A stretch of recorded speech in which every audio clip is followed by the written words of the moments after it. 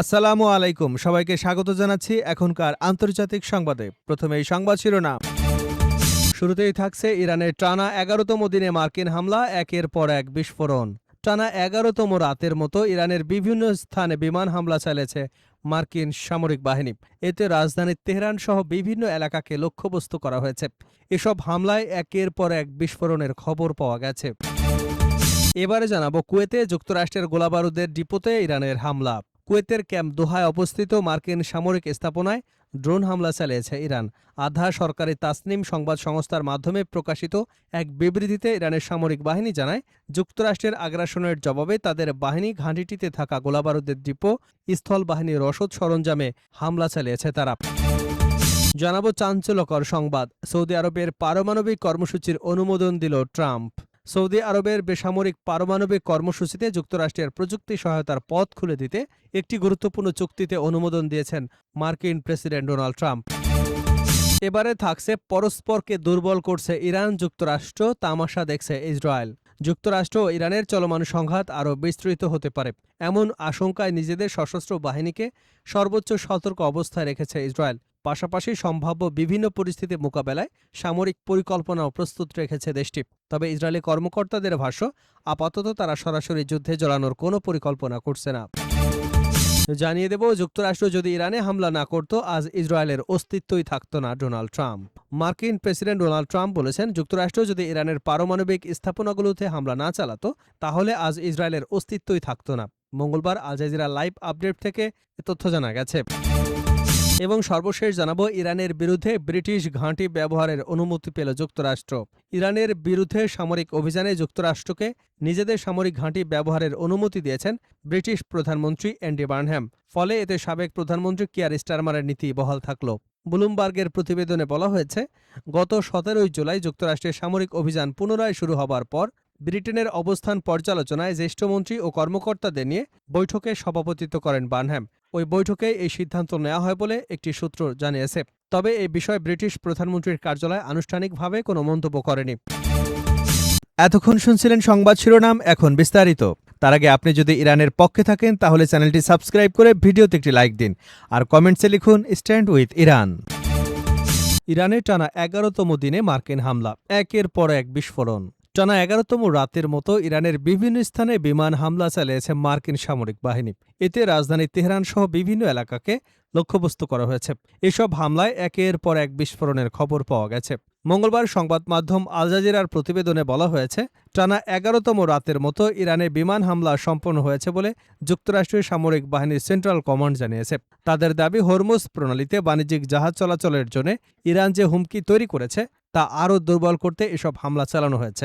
এক বিবৃতিতে সেন্টকম জানায়, যুক্তরাষ্ট্রের বাহিনী ইরানের সামরিক অভিযান পরিচালনা কেন্দ্রে, নৌ সক্ষমতা, বিমান রাখার হ্যাঙ্গার, ড্রোন রক্ষণাগার এবং সামরিক রসদ অবকাঠামোতে হামলা চালিয়েছে। তেহরান থেকে আল জাজিরার প্রতিনিধি তৌহিদ আসাদি জানিয়েছেন, ইরানের রাজধানীর বিভিন্ন এলাকায় বড় ধরনের বিস্ফোরণের শব্দ শোনা গেছে।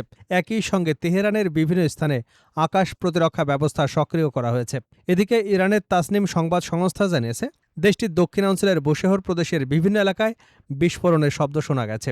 এছাড়া দক্ষিণাঞ্চলের শিরিক শহরের আশেপাশে একাধিক বিস্ফোরণের খবর সংবাদ সংস্থা ফার্স নিউজ দিয়েছে। ফার্সের খবরে বলা হয়েছে, ইরানের দক্ষিণ পশ্চিমাঞ্চলীয় খুজিস্তান প্রদেশের বেবাহান এবং ওমেদিয়ে শহরের কাছাকাছি এলাকায় যুক্তরাষ্ট্রের ক্ষেপণাস্ত্র হামলা হয়েছে। দেশটির ডেপুটি গভর্নর এ তথ্য নিশ্চিত করেছেন। এছাড়া উত্তর পশ্চিমাঞ্চলে তারবিজ শহরের উপকণ্ঠে একটি সামরিক স্থাপনায়ও যুক্তরাষ্ট্র হামলা চালিয়েছে বলে ফার্স নিউজ জানিয়েছে। স্থানীয় সংকট ব্যবস্থাপনা কর্মকর্তাদের বরাদে সংবাদ সংস্থাটি জানায়, স্থানীয় সময় রাত 2:40 দিকে এসব হামলা চালানো হয়। এতে শহরের বাইরের একটি সামরিক এলাকাকে লক্ষ্যবস্তু করা হয়। তবে শহরের ভেতরে কোনো হামলার ঘটনা ঘটেনি। সাম্প্রতিক দফার হামলায় যুক্তরাষ্ট্র মূলত দক্ষিণ ইরান এবং হরমুজ প্রণালীর আশপাশের এলাকাকে লক্ষ্যবস্তু করেছিল। তবে তারবিজ এবং তেহরানে হামলা সেই ধারার বাইরে নতুন প্রবণতার ইঙ্গিত দিচ্ছে। এর আগে মঙ্গলবার কুয়েতের সেনাবাহিনী জানিয়েছে, তারা ইরানের ছোড়া একটি ড্রোন ভূপাতিত করেছে। চলতি মাসে যুক্তরাষ্ট্রের হামলা পুনরায় শুরু হবার পর থেকে ইরান একাধিকবার কুয়েত, বাহরাইন এবং কাতার সহ ইউরোপীয় দেশগুলোতেও হামলা চালিয়েছে। যুক্তরাষ্ট্রের যুদ্ধ বিষয়ক মন্ত্রী পিট হেগসেথ মঙ্গলবার কংগ্রেসকে জানান, ইরানের বিরুদ্ধে চলমান যুদ্ধে এখন পর্যন্ত $37.5 বিলিয়ন ব্যয় হয়েছে। তিনি বলেন, পেন্টাগনের আরও $90 বিলিয়ন অতিরিক্ত অর্থায়ন প্রয়োজন। এ সময় ডেমোক্র্যাট আইন প্রণেতাদের তীব্র সমালোচনার মুখে পড়েন হেগসেথ। জর্জিয়া অঙ্গরাজ্যের সিনেটর জন অফস অতিরিক্ত অর্থ চাওয়ার বিষয়ে হেক্সেতকে প্রশ্ন করেন। তিনি বলেন, আগে হেক্সেত দাবি করেছিলেন ইরানের সামরিক বাহিনী ধ্বংস হয়ে গেছে, তাহলে এখন অতিরিক্ত অর্থ কেন প্রয়োজন? এদিকে যুক্তরাষ্ট্রের প্রেসিডেন্ট ডোনাল্ড ট্রাম্প বলেছেন, পিক্যাক্স মাউন্টেন নামে সন্দেহভাজন একটি ইরানি পারমাণবিক স্থাপনায় তিনি খুব শিগগিরই এবং অত্যন্ত জোরালোভাবে হামলা চালানোর পরিকল্পনা করেছেন। ট্রাম্পের এই হুমকির জবাবে ইরানের খাতাম আল আম্বিয়া সেন্ট্রাল হেডকোয়ার্টার্স বলেছে, যুক্তরাষ্ট্র যদি ইরানের পারমাণবিক স্থাপনাগুলোতে হামলা চালায় তাহলে পুরো অঞ্চলে হামলার পরিধি আরও বাড়ানো হবে। কুয়েতে যুক্তরাষ্ট্রের গোলাবারুদের ডিপোতে ইরানের হামলা। কুয়েতের ক্যাম্প দোহায় অবস্থিত মার্কিন সামরিক স্থাপনায় ড্রোন হামলা চালিয়েছে ইরান। আধা সরকারি তাসনিম সংবাদ সংস্থার মাধ্যমে প্রকাশিত এক বিবৃতিতে ইরানের সামরিক বাহিনী জানায়, যুক্তরাষ্ট্রের আগ্রাসনের জবাবে তাদের বাহিনী ঘাঁটিটিতে গোলাবারুদের ডিপো এবং স্থল বাহিনীর রসদ সরঞ্জামে হামলা চালিয়েছে। বিবৃতিতে আরও বলা হয়, ইসলামী প্রজাতন্ত্র ইরানের সশস্ত্র বাহিনী ঐক্যবদ্ধভাবে শত্রুর যে কোনো নতুন ষড়যন্ত্র মোকাবেলায় প্রস্তুত। এতে ক্যাম্প দোহাকে এই অঞ্চলের মার্কিন কর্মী এবং সরঞ্জামের জন্য একটি প্রধান সহায়তা কেন্দ্র হিসেবে বর্ণনা করা হয়।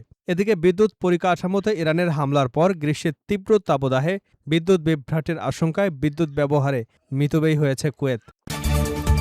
সৌদি আরবের পারমাণবিক কর্মসূচির অনুমোদন দিলেন ডোনাল্ড ট্রাম্প। সৌদি আরবের বেসামরিক পারমাণবিক কর্মসূচিতে যুক্তরাষ্ট্রের প্রযুক্তি সহায়তার পথ খুলে দিতে একটি গুরুত্বপূর্ণ চুক্তিতে অনুমোদন দিয়েছেন মার্কিন প্রেসিডেন্ট ডোনাল্ড ট্রাম্প। বুধবার এপির এক প্রতিবেদনে বলা হয়েছে, ট্রাম্প প্রশাসন সৌদি আরবের সঙ্গে এমন একটি চুক্তিতে অনুমোদন দিয়েছে যা দেশটিকে বেসামরিক পারমাণবিক প্রকল্পের জন্য ইউরেনিয়াম সমৃদ্ধকরণের সক্ষমতা দিতে পারে। চুক্তিটি প্রায় ৩০ বছরের জন্য হতে পারে এবং এতে সৌদির পারমাণবিক অবকাঠামো উন্নয়নে মার্কিন কোম্পানিগুলো অংশ নেবে বলে সংশ্লিষ্ট দুই সূত্র নিশ্চিত করেছে। প্রস্তাবিত এই চুক্তির আওতায় যুক্তরাষ্ট্র এবং সৌদি আরবের যৌথ গবেষণার ভিত্তিতে দেশটিতে ইউরেনিয়াম সমৃদ্ধকরণ কেন্দ্র নির্মাণের সুযোগ তৈরি হতে পারে। তবে চুক্তিটি কার্যকর হবার আগে মার্কিন কংগ্রেসের পর্যালোচনার মুখোমুখি হবে।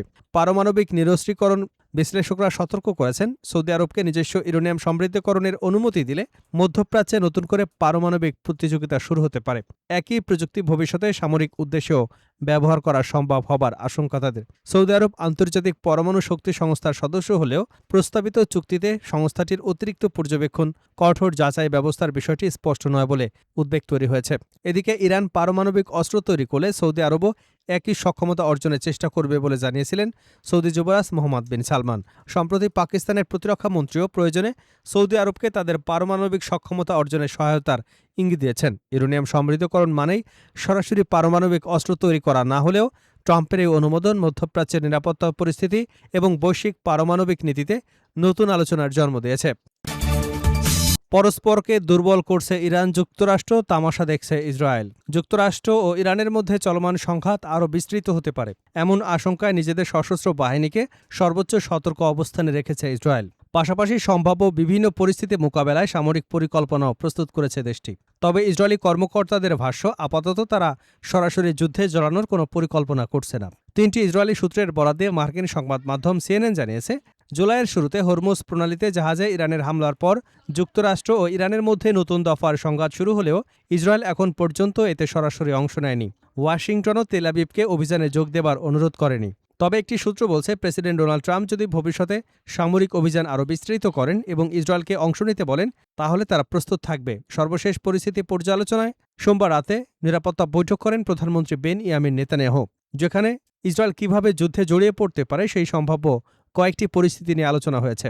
এর মধ্যে রয়েছে যুক্তরাষ্ট্রের অনুরোধে অভিযানে অংশ নেওয়া, ইরানের হামলার জবাবে পাল্টা আঘাত হানা অথবা বড় ধরনের হুমকি ঠেকাতে আগাম হামলা চালানো। রোববার ইসরায়েলি প্রতিরক্ষা বাহিনী প্রধান ইয়াল জামিরও বলেন, বাহিনী যে কোনো সময় আবার অভিযানে ফিরতে পুরোপুরি প্রস্তুত। ইসরায়েলের ক্ষতি করতে চাইলে যে কারো বিরুদ্ধে সর্বোচ্চ শক্তি প্রয়োগ করা হবে। তবে একটি সূত্র জানিয়েছে, বর্তমান পরিস্থিতি ইসরায়েলের জন্য সবচেয়ে অনুকূল। তাদের মতে যুক্তরাষ্ট্র ও ইরান পরস্পরকে দুর্বল করছে। একই সঙ্গে তেহরানের উপর অর্থনৈতিক চাপও বাড়ছে। ফলে সরাসরি যুদ্ধে জড়ানোর প্রয়োজন দেখছে না তেল আবিব। ইসরায়েলের অর্থমন্ত্রী বেজালেল স্মোট্রিচ মঙ্গলবার বলেন, বর্তমানে এই যুদ্ধে যোগ দেবার কোনো আগ্রহ ইসরায়েলের নেই। তার দাবি, যুক্তরাষ্ট্র ইরান সংঘাত ইরানের শাসন ব্যবস্থার উপর চাপ বাড়াচ্ছে এবং সেটি ইসরায়েলের সঙ্গে সামঞ্জস্যপূর্ণ। তিনি বলেন, ইরানের উচ্চ মূল্যস্ফীতি, অর্থনৈতিক সংকট দেশটি সরকারের জন্য বড় দুর্বলতা হয়ে উঠেছে। তার মতে অর্থনৈতিক চাপই ইরানের শাসন ব্যবস্থাকে সবচেয়ে বেশি দুর্বল করতে পারে। একটি সূত্রের দাবি, ইরানের বিভিন্ন সেতুতে সাম্প্রতিক মার্কিন হামলার ফলে দেশটির পরিবহন বাণিজ্য ব্যবস্থা বড় ধাক্কা খেয়েছে। এতে ইরানের অর্থনীতি আরও দুর্বল হবে বলে মনে করছে ইসরায়েল। তবে ইসরায়েলের এক জ্যেষ্ঠ কর্মকর্তা জানিয়েছেন, হরমুজ প্রণালীকে কেন্দ্র করে সংঘাত বাড়ায় ইসরায়েলও যুদ্ধে জড়িয়ে পড়তে পারে এমন ঝুঁকি আগের তুলনায় বেড়েছে। যদিও আঞ্চলিক মধ্যস্থতার প্রচেষ্টা এবং কূটনৈতিক তৎপরতার দিকেও নজর রাখছে তেল আবিব। আরেক মার্কিন কর্মকর্তা জানান, শেষ পর্যন্ত ইসরায়েল যদি যুদ্ধে অংশ নেয় তাহলে তাদের প্রধান লক্ষ্য হবে ইরানের গুরুত্বপূর্ণ জ্বালানি অবকাঠামো, পারমাণবিক স্থাপনাগুলো। তবে এমন হামলা পারস্য উপসাগরীয় অঞ্চলের নিরাপত্তা এবং বৈশ্বিক জ্বালানি বাজারে বড় ধরনের অস্থিরতা সৃষ্টি করতে পারে। এ কারণে যুক্তরাষ্ট্র এখন পর্যন্ত এমন পদক্ষেপে আগ্রহ দেখায়নি। এদিকে সূত্রগুলো জানিয়েছে, কয়েক সপ্তাহ ধরে প্রেসিডেন্ট ট্রাম্পের সঙ্গে সরাসরি বৈঠকের চেষ্টা করছেন নেতানিয়াহু। যদিও এখনও সেই বৈঠকের তারিখ নির্ধারণ হয়নি। তবে আগামী সপ্তাহে যুক্তরাষ্ট্র সফরে গেলে ট্রাম্পের সঙ্গে সাক্ষাতের সুযোগ নেওয়ার পরিকল্পনা করেছেন তিনি।